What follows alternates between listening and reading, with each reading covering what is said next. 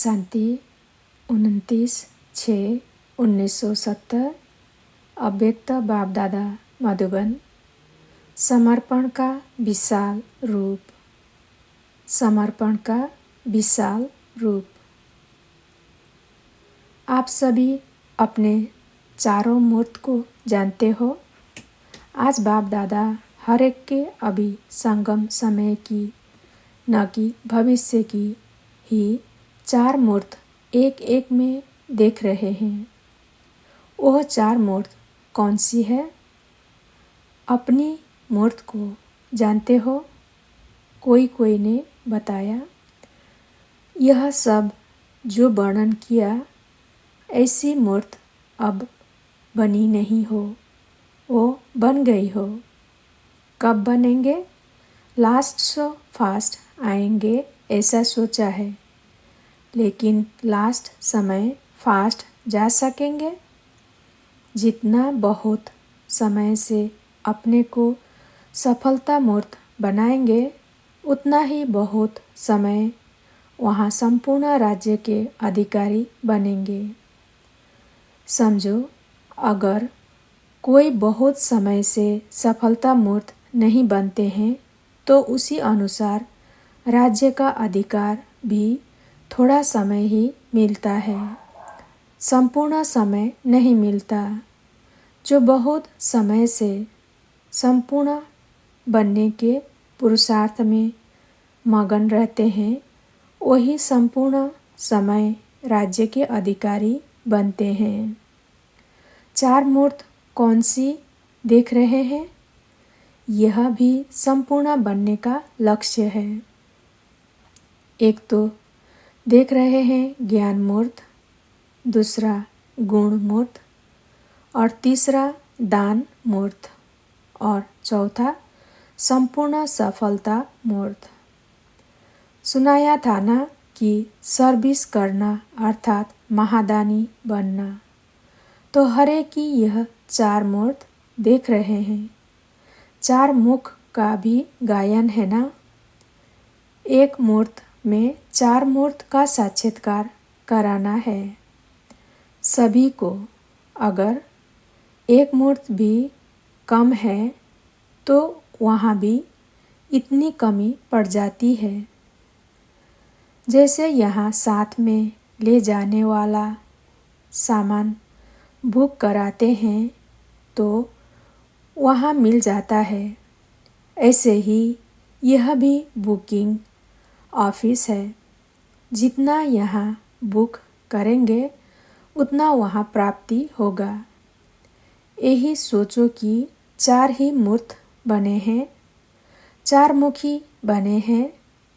जितना यहाँ अपनी मूर्त में सर्व बातें धारण करेंगे उतना ही भविष्य राज्य तो मिलेगा ही, लेकिन द्वापर में जो आपकी जड़ मूर्तियाँ बनेंगी वह भी इस संगम की मूर्ति प्रमाण ही बनेंगी।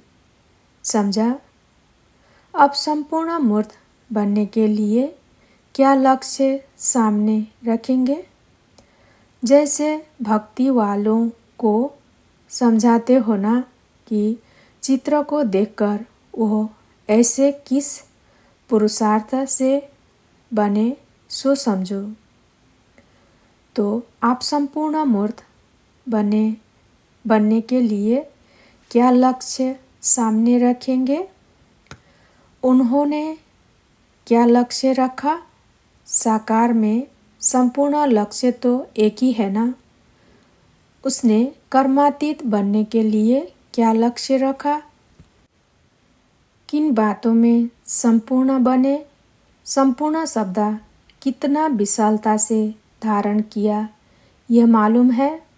शब्द तो एक ही है संपूर्ण, लेकिन कितना विशाल रूप से धारण कर ऐसे बने।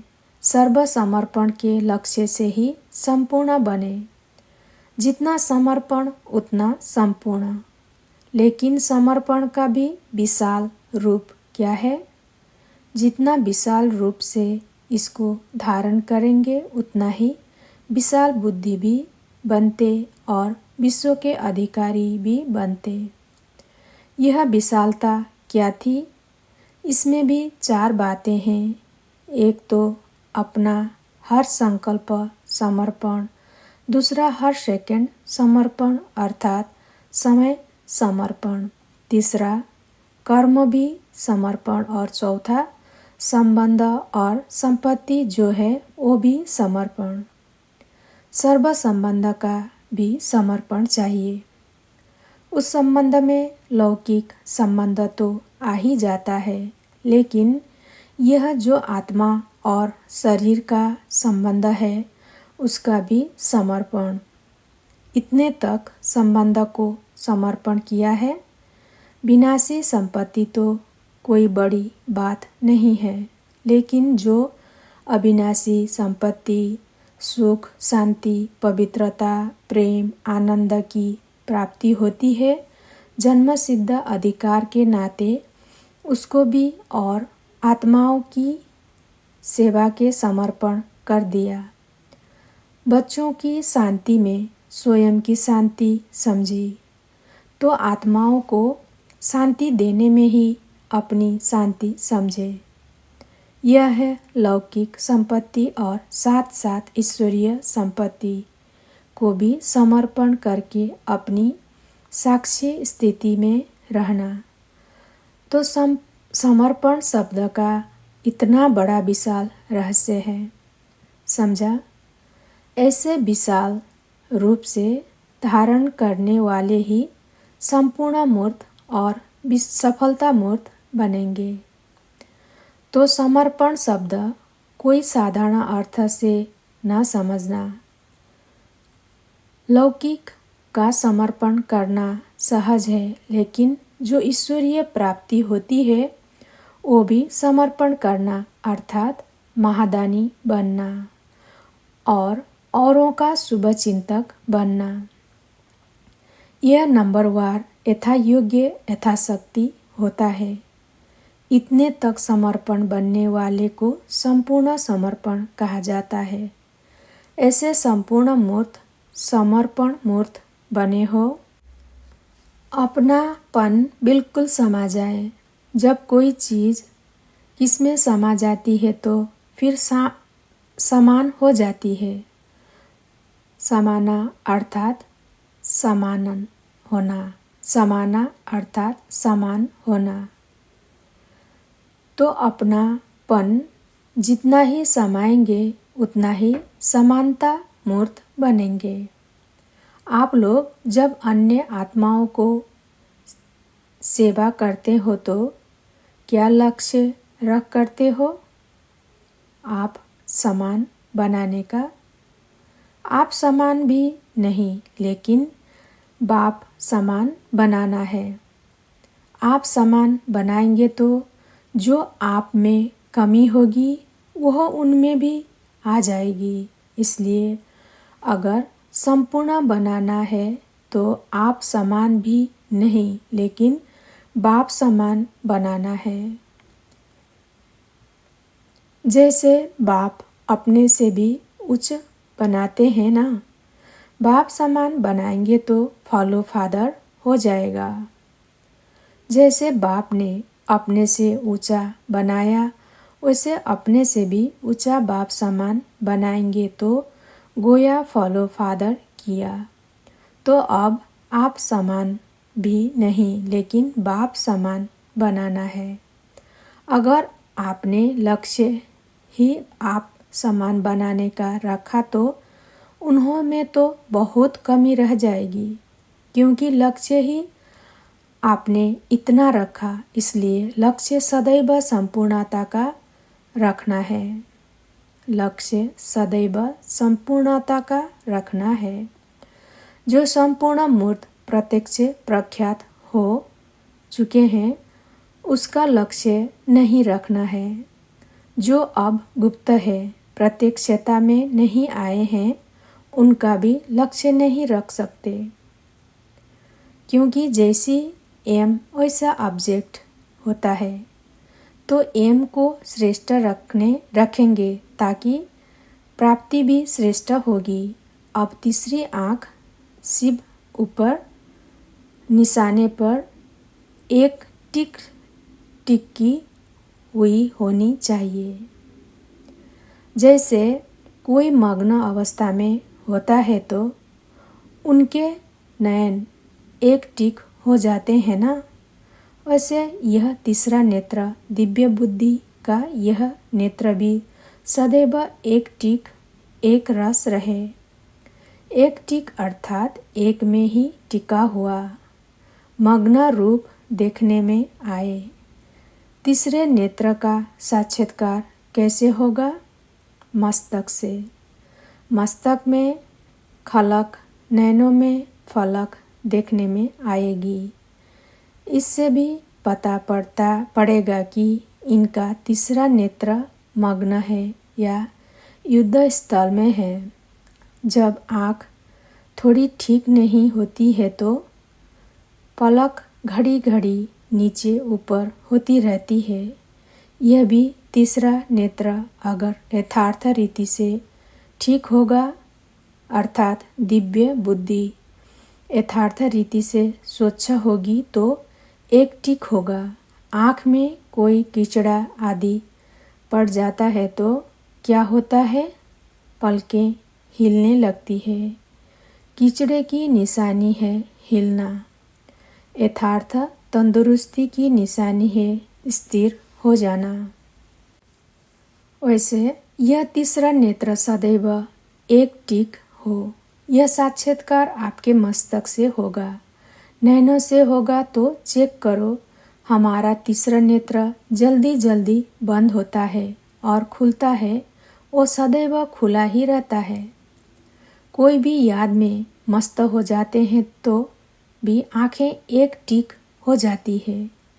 तो यहाँ भी संपूर्ण स्थिति में वही टिक सकेगा जो एक ही याद में मग्न होगा। नहीं तो नैनों के माफिक बंद होते खुलते रहेंगे, एक टिक नहीं हो सकेंगे। अगर कोई कीचड़ा हो तो जल्दी निकालो, नहीं तो हंसी की बात सुनाए। समझो आपका कोई साक्षात्कार करता है और आपकी मूर्त नीचे ऊपर होती रहेगी तो क्या साक्षात्कार करेंगे?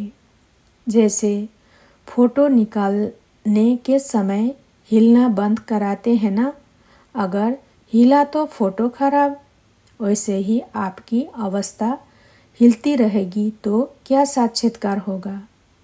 जैसे फोटो निकालते समय अपने को कितना स्थिर करते हो, वैसे ही सदैव समझो कि हमारे वक्त हर समय हमारा साक्षात्कार कर रहे हैं तो साक्षात्कार मूर्त अर्थात स्थिर मूर्त होंगे।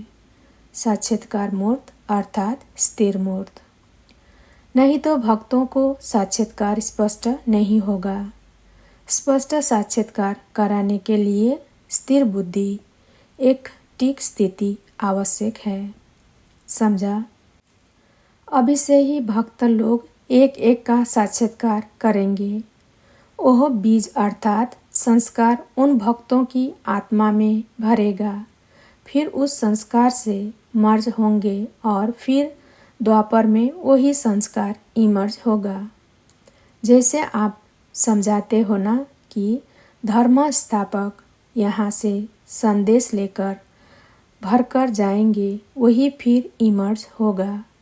वैसे आप सभी के अपने अपने भक्त और प्रजा संस्कार ले जाएगी, फिर उसी प्रमाण इमर्ज होते हैं। अगर भक्तों के सामने स्पष्ट मूर्त ही नहीं दिखाएंगे तो उनमें वह संस्कार कैसे भरेंगे? यह भी कर्तव्य करना है। सिर्फ प्रजा नहीं बनानी है, साथ साथ भक्तों में भी वह संस्कार भरना है। कितनी प्रजा बनी है, कितने भक्त बने हैं, यह भी मालूम पड़ेगा। भक्तों की माला और प्रजा की माला दोनों प्रत्यक्ष होंगे। हर एक को अपनी दोनों मालाओं का साक्षात्कार होगा। अपना भी साक्षात्कार होगा कि मैं कहाँ माला में पिरोया हुआ हूँ। यह भी एक गुप्त रहस्य है कि किन्हों के भक्त ज़्यादा होते, किन्हों की प्रजा जास्ती बनती।